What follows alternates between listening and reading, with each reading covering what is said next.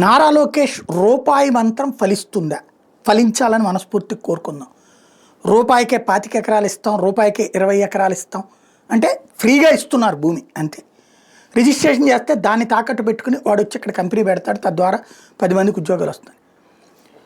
ప్రభుత్వం చేతుల్లో ఉన్న భూములు ఇట్లా ఇవ్వడంలో తప్పే లేదు. రైతుల దగ్గర నుంచి భూములు తీసుకుని మాత్రం ఇట్లా ఇవ్వద్దు. ఎందుకంటే 1500 ఉద్యోగాలు ఎక్కడ వస్తాయి అని చెప్పి 20 మంది రైతులకు సంబంధించిన ఒక 800 కడుపులు కొట్టాల్సిన అవసరం లేదు.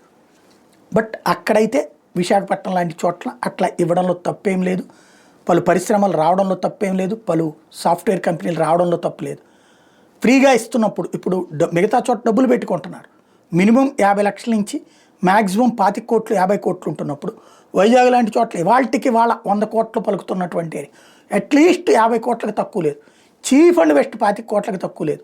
అట్లాంటి చోట్లన 25 ఎకరాలు 20 ఎకరాలు ఇట్లా రూపాయికి ఇస్తుంటే పరిగెత్తుకు రావాలి కంపెనీలు.